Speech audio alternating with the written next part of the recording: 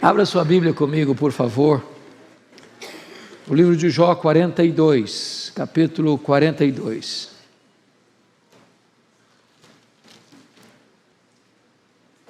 Versos de 1 a 17. Jó 42, de 1 a 17.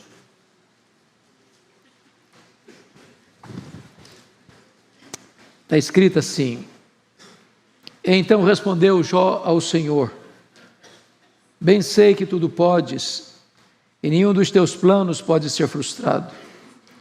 Quem é aquele, como disseste, que sem conhecimento encobre o conselho? Na verdade falei do que não entendia, coisas maravilhosas demais para mim, coisas que eu não conhecia. Escuta-me, pois, havias dito, e eu falarei. Eu te perguntarei e tu me ensinarás. Eu te conhecia só de ouvir, mas agora os meus olhos te veem. Por isso me abomino e me arrependo no pó e na cinza. Tendo o Senhor falado essas palavras a Jó, o Senhor disse também a Elifaz, o temanita: A minha ira se acendeu contra ti e contra os teus dois amigos, porque não dissestes de mim o que era reto, como o meu servo Jó. Tomai, pois, 7 novilhos e 7 carneiros, e ide ao meu servo Jó, e oferecei holocaustos por vós. O meu servo Jó orará por vós, porque dele aceitarei a intercessão, para que eu não vos trate segundo a vossa loucura, porque vós não dissestes de mim o que era reto, como o meu servo Jó. Então foram Elifaz, o temanita, e Bildade, o suíta, e Zofar, o naamatita, e fizeram como o Senhor lhes ordenara, e o Senhor aceitou a oração de Jó. Moldou o Senhor a sorte de Jó, quando este orava pelos seus amigos, e o Senhor deu-lhe o dobro de tudo que antes possuíra. Então vieram a ele todos os seus irmãos e todas as suas irmãs, e todos quantos dantes o conheceram, e comeram com ele em sua casa, e se condoeram dele, e o consolaram de todo o mal que o Senhor lhe havia enviado. Cada um lhe deu dinheiro e um anel de ouro. Assim abençoou o Senhor o último estado de Jó, mais do que o primeiro, porque veio a ter 14.000 ovelhas, 6.000 camelos, 1.000 juntas de bois e 1.000 jumentas. Também teve outros 7 filhos e 3 filhas. Chamou o nome da primeira Gemima, a da outra Késia, e da terceira Queren-Rapuque. Em toda aquela terra não se acharam mulheres tão formosas como as filhas de Jó. E seu pai lhes deu herança entre seus irmãos. Depois disto, viveu Jó 140 anos, e viu a seus filhos e aos filhos de seus filhos até a 4ª geração. Então morreu Jó velho e farto de dias. Amém.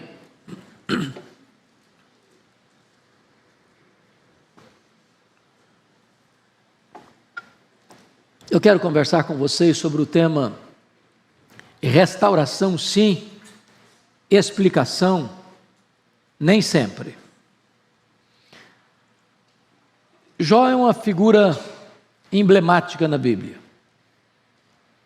Os teólogos liberais, abandonando a fidelidade às Escrituras, dizem que Jó não existiu, que ele é uma metáfora, que ele é uma lenda, que ele não foi uma pessoa real.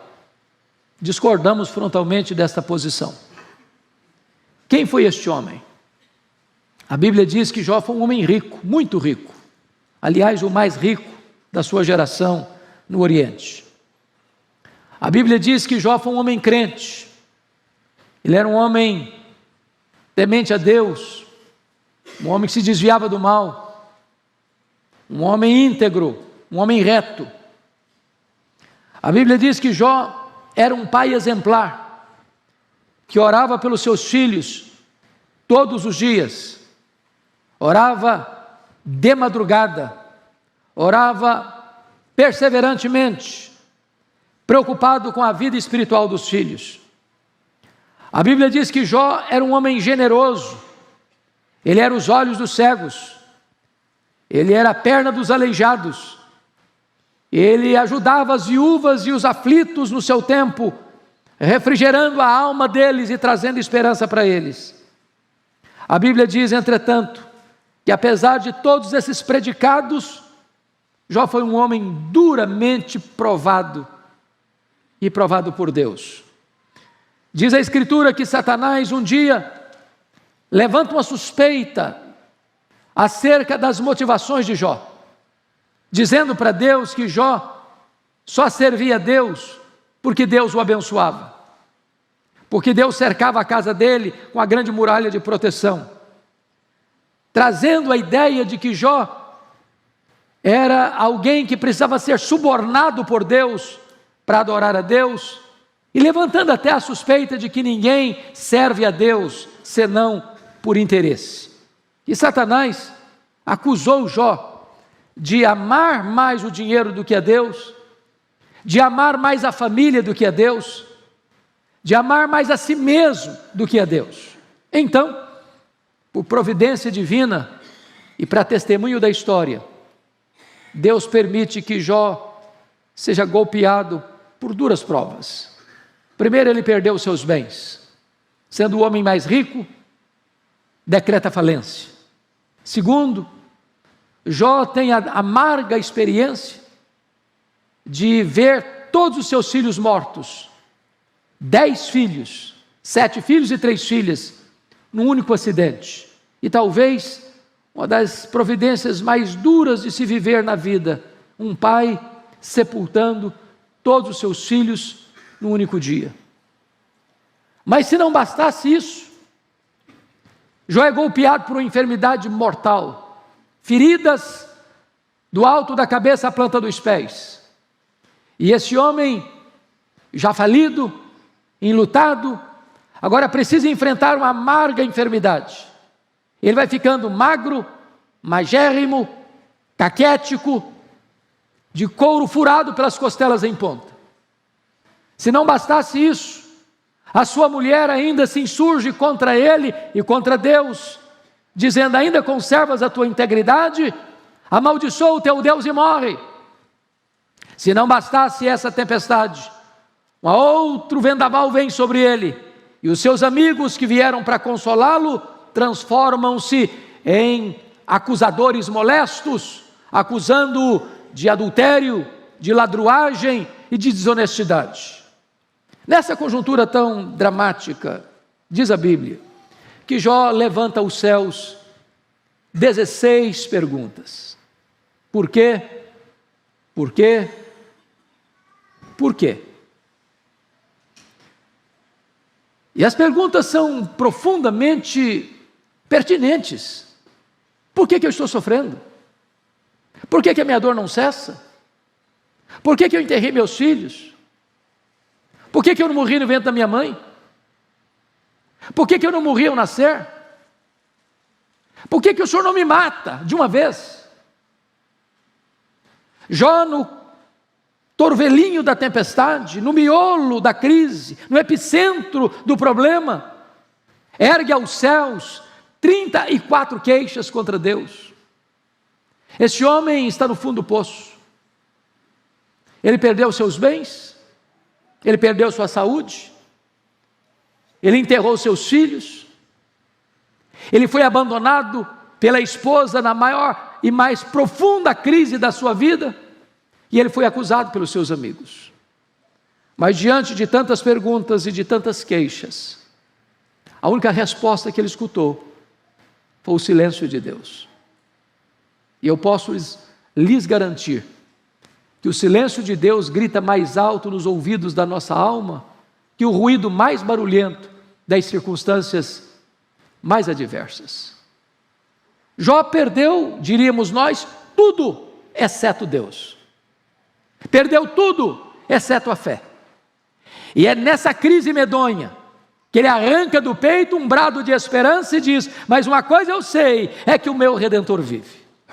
E eu verei o meu Redentor, revestido este meu corpo de pele, eu verei o meu Redentor. E então, Deus rompe o silêncio e, curiosamente, faz para Jó 70 perguntas. 70 perguntas, todas retóricas, impossíveis de serem respondidas. E Deus pergunta: onde estavas tu, Jó, quando eu lançava os fundamentos da terra? Onde estavas tu, Jó, quando eu espalhava as estrelas no firmamento? Onde estavas tu, Jó, quando eu cercava as águas do mar, não impedindo que elas invadissem a terra? E Deus foi revelando a sua majestade, a sua grandeza, a sua soberania para Jó. E Jó foi como que sendo esmagado debaixo da grandeza, da majestade e da soberania de Deus. Então, Jó vai descobrir duas coisas magníficas. Primeiro, quem é Deus? Segundo, quem sou eu? Aliás, essas são as duas maiores revelações da existência. Ninguém pode viver de forma significativa na vida. Primeiro, você não sabe quem é Deus. Ninguém pode viver uma vida sensata, você não sabe quem é Ele mesmo. E então Jó, no capítulo 42, o texto que nós lemos, vai retratar algumas coisas dignas de destaque. A primeira coisa que Jó vai compreender, meus amados irmãos, está aí no versículo 1. Ele reconhece que Deus é onipotente. Agora eu sei, ou bem sei, que tudo podes. Não há descoberta mais importante para a sua vida do que esta, nesta manhã. Quem é o seu Deus? Quão grande é o seu Deus? Quão poderoso é o seu Deus? Quanto pode o seu Deus? Vejam vocês que a circunstância não mudou. O que mudou foi o conceito. Não foi a realidade circunstancial que mudou, foi a teologia que mudou. E a restauração não começa quando as coisas mudam, a restauração começa quando a sua mente muda. A restauração começa quando você entende as verdades espirituais com clareza, com nitidez, fora do torvelinho ou apesar do torvelinho que assola e massacra você. Eu sei que tudo podes. O seu Deus é o todo-poderoso Deus. O seu Deus controla o universo. O seu Deus dirige as estações do ano. O seu Deus dirige as nações da terra. O seu Deus tem controle sobre a sua vida. O seu Deus tudo pode. E essa é a verdade que você hoje precisa também compreender à luz desse texto. A segunda coisa que Jó vai entender de uma maneira tão linda é que Deus tem um plano, que não existe acaso, que não existe sorte, que não existe azar, que não existe determinismo cego, que não existe sincretismo nem misticismo. Ele vai dizer no verso 2 ainda: e nenhum dos teus planos pode ser frustrado. Entender isso é libertador.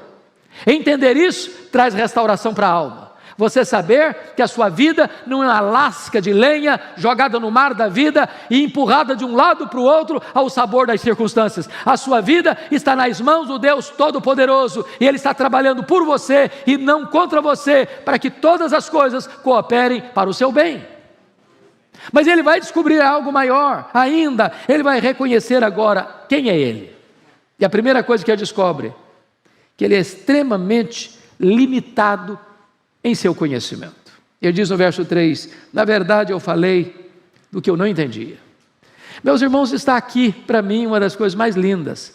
Quanto mais um homem sabe, quanto mais um homem conhece, quanto mais ele granjeia conhecimento, quanto mais ele avança na sabedoria humana, mais este homem é humilde.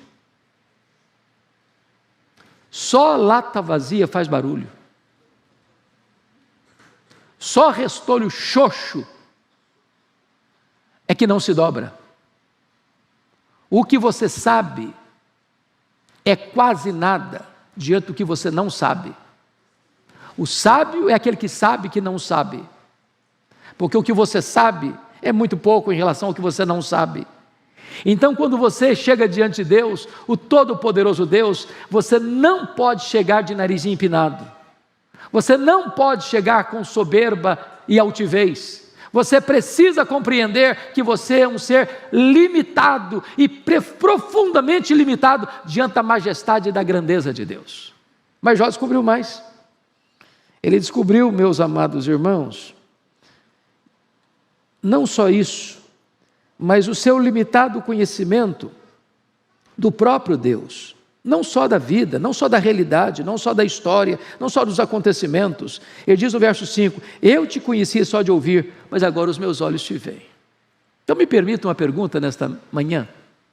Você conhece a Deus? Quanto você conhece a Deus? Porque conhecer a Deus não é uma coisa teórica, não. Não é uma matéria que você aprende numa escola e discorre numa prova os caracteres de Deus, os atributos de Deus, as obras de Deus, as perfeições de Deus. Isso você pode aprender com um bom livro de teologia. Você conhece a Deus? Porque conhecer a Deus é a própria essência da vida eterna. Foi Jesus quem disse isso. Foi Jesus quem disse isso. E a vida eterna é esta: conhecer a Deus e a Jesus Cristo, a quem enviaste. Quanto você conhece a Deus? Quão íntimo você é de Deus? Quão profundamente você se relaciona com esse Deus? O que é curioso é que o homem que era o homem reto, o homem justo, o homem temente a Deus, o homem que se desviava do mal, o homem que recebe do próprio Deus o maior elogios e os maiores encômios, quando o próprio Deus diz: não há ninguém na terra semelhante a ele, diante da majestade de Deus à sua frente, ele bota a mão na boca e diz: meu Deus, eu te conheci só de ouvir, agora os meus olhos te veem. Eu quero dizer para você que você pode conhecer muito mais de Deus. Você pode ter muito mais de Deus. A mais ousada oração da Bíblia para mim é Efésios 3,19, e lá o apóstolo Paulo está orando e pedindo para que você e eu sejamos tomados de toda a plenitude de Deus. E esse Deus é transcendente, e nem os céus dos céus pode conter esse Deus. Este mundo que tem mais de 93 bilhões de anos-luz de diâmetro, este Deus é maior do que este mundo, porque Ele é transcendente, e agora você pode ser tomado de toda a plenitude de Deus, e você pode conhecer a Deus, e continuar conhecendo a Deus. E eu lhes garanto que nem toda a eternidade será suficiente para você esgotar o conhecimento de Deus, porque Deus é ilimitado em seu ser. Mas agora Jó está não só conhecendo a Deus, ele está conhecendo ele mesmo. Vou lhes dizer que ninguém pode conhecer a Deus sem também conhecer a si mesmo. Alguém diz: como é que se lida com vaidade? Como é que se lida com soberba? Como é que se lida com dessa mosca azul da vaidade? A resposta é: conheça Deus e conheça você mesmo. Eu pergunto a vocês, à luz do versículo 6, por isso eu me abomino e me arrependo no pó e na cinza. Quem aqui, em sã consciência, pode levantar o nariz, estufar o peito e dizer: eu sou uma pessoa maravilhosa? Deus foi tão sábio ao me escolher. Porque se Deus não tivesse me escolhido, Ele teria cometido um erro estratégico muito grande, porque eu sou uma pessoa magnífica. Eu mereço medalha de honra ao mérito.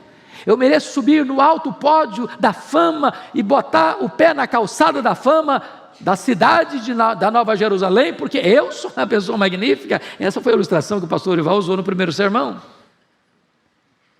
Se você conhece a Deus e se você conhece a si mesmo, você baixa a bola.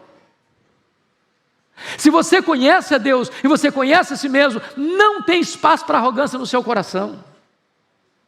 Jó vai dizer o seguinte: por isso eu me abomino no pó e na cinza. Mas, meus irmãos, o que me impressiona é que este Deus é o Deus da restauração. Restauração, sim. Explicação, nem sempre. E eu queria que você fosse comigo para o verso 10, porque numa lida deste livro, numa sentada só, você vai descobrir que o verso 10 é a chave da virada do livro, é a chave hermenêutica do livro. Porque o livro não trata de sofrimento, o livro trata de restauração. O livro nos leva ao fundo do poço da angústia e da dor humana, para dizer que, por mais profundo que seja o poço do seu sofrimento, a graça de Deus é suficiente para ir mais fundo ainda e tirar você de lá. Eu não sei a crise que você está vivendo, a dor que está latejando no seu peito, eu não sei a circunstância que está assolando a sua alma, eu não sei a crise que você está vivendo na sua vida financeira, eu não sei a crise que você está vivendo no seu relacionamento com os seus filhos, eu não sei a crise que você está vivendo no seu casamento, eu não sei a crise que você está vivendo na sua saúde, eu não sei o que está acontecendo com os seus relacionamentos de amizades, mas eu creio de todo o meu coração que Deus está aqui nesta noite para restaurar a sua alma, para trazer consolo à sua vida e para colocar você de pé. E o que está escrito no verso 10? Mudou o Senhor a sorte de Jó, quando este orava pelos seus amigos, e o Senhor deu-lhe o dobro de tudo o que antes possuíra. O que está escrito aqui? Por que está escrito isso aqui? O que está escrito aqui, irmãos, é que os amigos dele, por quem ele orou, acusaram Jó de ladrão. E Jó era um homem generoso. Acusaram Jó de adúltero. E a Bíblia diz que ele era um homem reto, justo, temente a Deus, se desviado do mal. Acusaram Jó de explorar os pobres, as viúvas, quando a Bíblia diz que Jó era a perna dos aleijados e os olhos dos cegos. E eu faço uma perguntinha simples para você. Qual a sua reação quando alguém acusa você e você é inocente? Você fica feliz? Você dá pulos de alegria? Você diz, que coisa maravilhosa, porque a Bíblia diz que felizes são aqueles que são injustiçados ou sofrem por causa da justiça. É assim que você reage? Animado? E a resposta é não. Ninguém fica feliz. O que Deus disse para Jó, porque você lendo o livro, você vê que ele se defende, se queixa, coração doído, a alma triste, abatida. E Deus falou, meu filho, vamos fazer uma coisa, vamos mudar de método. Vamos mudar de método. Para de se defender. Para de se queixar. Entra na brecha da intercessão. Começa a orar por esses homens que estão massacrando você, que estão cravejando você com setas de acusações levianas. Comece a orar por eles. Porque ninguém pode orar por alguém e ter mágoa dessa pessoa ao mesmo tempo. A intercessão requer de você perdão. Ninguém é um intercessor sem ter perdão no coração. E diz a Escritura que quando Jó começou a orar pelos seus amigos, Deus virou a chave, Deus virou a mesa, Deus virou a história, Deus restaurou a sorte de Jó. E eu quero dizer para vocês que o nosso Deus é o Deus da restauração. E prestem atenção que as 5 áreas que Satanás tentou destruir na vida de Jó, Deus restaurou todas elas. Primeiro, Deus restaurou a saúde dele, conforme está escrito lá no versículo 16. Deus lhe deu mais 140 anos de idade, mais 140 anos de vida. Pois eu quero dizer para você que ainda que a medicina tenha dado para você uma sentença de morte, Deus pode virar essa chave, Deus pode alterar esse diagnóstico, Deus pode trazer uma cura milagrosa, Deus pode estender seus dias, Deus pode fazer um milagre, porque a última palavra é do Deus vivo. Segundo, irmãos, Deus restaura, diz a Bíblia, os bens de Jó. Você vai notar no versículo 12 que Deus abençoou, o Senhor abençoou o último estado de Jó mais do que o primeiro, porque se você compara 42:12 com 1, versículo 3, você vai notar que Deus deu o dobro para ele. Talvez essa pandemia trouxe prejuízo para você na sua vida financeira, talvez a sua empresa caiu o capital, talvez você abaixou o seu salário, talvez você tenha perdido recursos e mais recursos diante da crise mundial e nacional que se avizinha, talvez você esteja com o seu coração preocupado com todo o cenário que se avizinha por aí, mas eu quero dizer para você que Deus é poderoso para restaurar a sua vida financeira, para colocar você de pé, para dar um outro horizonte para a sua vida financeira, porque este é o Deus da restauração. Mas em terceiro lugar, Deus restaura também, diz a Bíblia, as amizades de Jó. Eu acho isso impressionante. E aqui está um princípio de vida, irmãos, dos mais sábios da Bíblia. Via de regra, quando você está sendo injustiçado, você quer tomar esta causa nas suas mãos, para fazer justiça com as suas mãos, ou para se defender, ou para devolver a acusação. E aí o que acontece? Deus vai lá para os acusadores de Jó e disse para eles assim, olha, vocês foram loucos, vocês não falaram de mim o que é justo, o que é certo, como o meu servo Jó falou. Então, eu vou restaurar vocês, mas para vocês serem restaurados, vocês vão ter que ir lá naquele homem que vocês criticaram, acusaram levianamente, porque eu vou ouvir a oração daquele homem para restaurar vocês. E Deus está nos ensinando um princípio. Qual o princípio? O princípio é este: se você cuidar da sua piedade, Deus vai cuidar da sua reputação. Você não tem que se defender, você tem que andar com Deus, porque quando você anda com Deus, Deus defende você. Quando você anda com Deus, quem criticou você vai ter que voltar a você e mudar de opinião a seu respeito. Deus restaura as amizades de Jó. Mas mais do que isso, diz a Bíblia que Deus restaura também o casamento de Jó. Há poucos dias eu escutei um pregador falando sobre Jó, pastor Ival, ele disse que Jó casou de novo, casou com outra mulher. Aquela já estava muito problemática, já tinha chutado a canela dele quando ele estava com sofrimento, e ele virou a página e ele buscou uma outra alternativa. Embora a Bíblia não diga nada, eu quero crer que ele casou com a mesma, exatamente porque a Bíblia não diz nada. Que se a Bíblia tivesse passado a ideia de que ele teria casado com outra mulher, estaria claro. E para casar com a mesma mulher, que desejou para ele a morte, ou mandou ele morrer, na hora do sofrimento, tinha que ter perdão. E casamento é isso.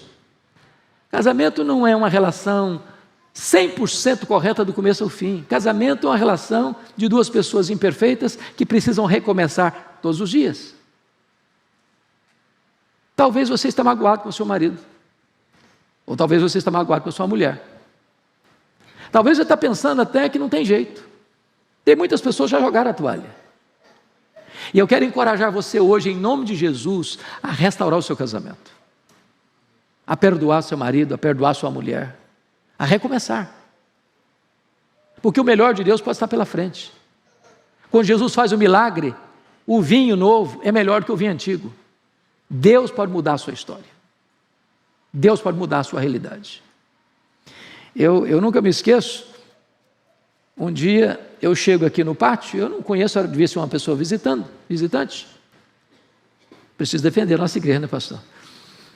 E a pessoa disse assim: ô pastor, eu vim comunicar ao senhor aqui, o senhor me conhece há tanto tempo, eu venho aqui de vez em quando, mas frequenta a igreja e tal, e eu dizer para o senhor o seguinte: eu estou me separando, passando uma crise, e estou me separando.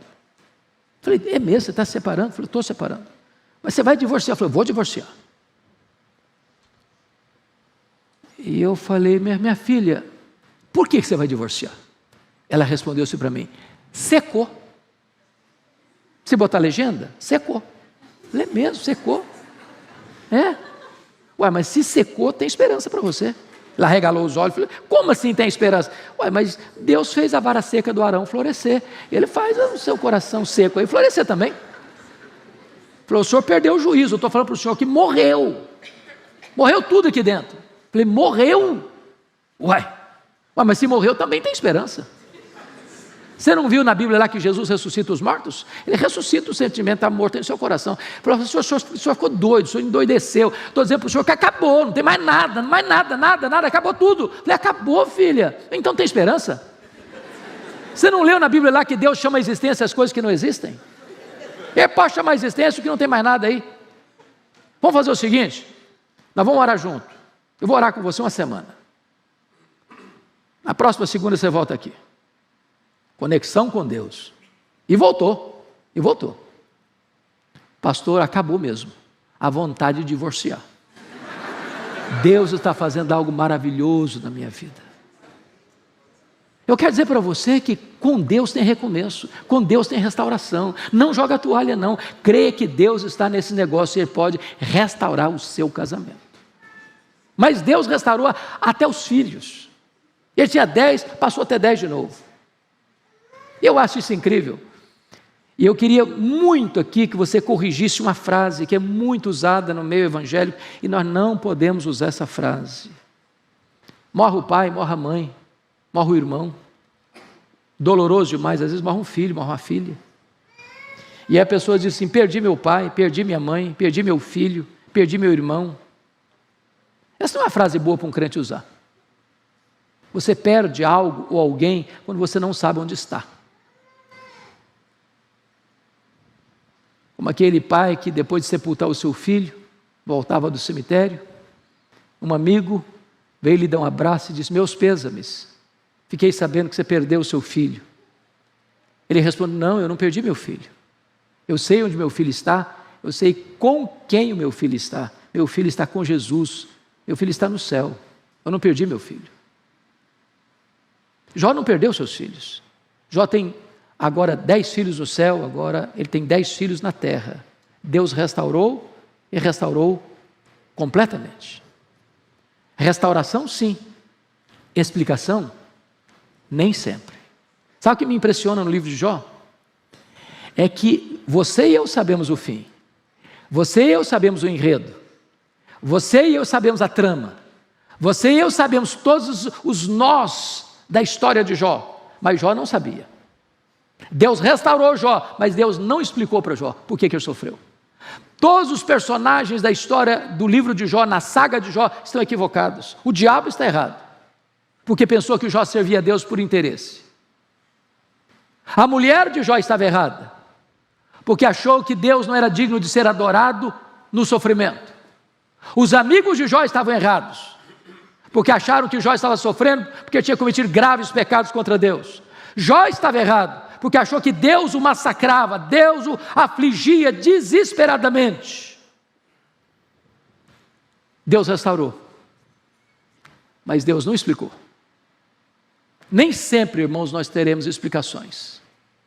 É por isso que a Bíblia diz que nós não vivemos pelo que enxergamos, nós vivemos pela fé. De vez em quando, alguém se aproxima de mim para dizer: pastor, eu tenho tantas perguntas que não consegui resposta. Eu falei: nem vai ter. Mas eu vou chegar com a minha listinha de perguntas no céu. Eu vou querer saber, Deus vai ter que me explicar, Jesus vai ter que me esclarecer isso. E eu quero dizer para você que não vai ser preciso, não. O céu é autoexplicativo. As nossas perguntas não farão sentido lá, porque a Bíblia diz que a nossa leve e momentânea tribulação produzirá para nós eterno peso de glória acima de toda comparação. Então, saiba disso, Deus está aqui e Ele é poderoso para restaurar a sua vida. Restaurar a sua vida financeira, restaurar a sua saúde, restaurar seus filhos, restaurar seu casamento, restaurar suas amizades, restaurar todas as coisas. Explicação?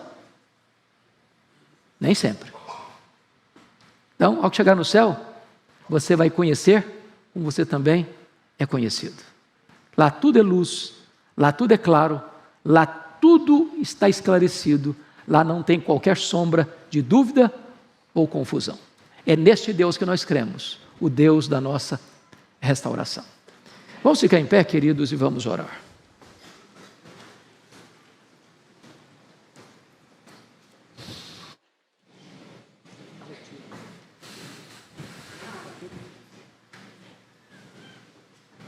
A vida não se passa aí num lugar tranquilo. Cada um aqui tem uma história de vida, cada um tem suas lágrimas, cada um tem suas dores, suas angústias. Dos mais jovens aos mais vividos. Deus não trouxe você aqui hoje porque hoje é domingo apenas, porque este é um culto que esta igreja tem todos os domingos às 11 horas. Deus trouxe você aqui hoje por um propósito maior. Ele conhece a sua vida, Ele conhece as suas lutas, Ele conhece aqueles que não têm dormido pelas madrugadas, e Ele está aqui hoje, poderoso para salvar, poderoso para restaurar a sua história, a sua vida, a sua casa. O que Ele fez com Jó, pode fazer com você. E se hoje você anseia por essa restauração de Deus, eu quero orar em seu favor. Onde você está, se você deseja oração específica nesta área de restauração, queria que você levantasse uma das suas mãos. A igreja vai orar por você.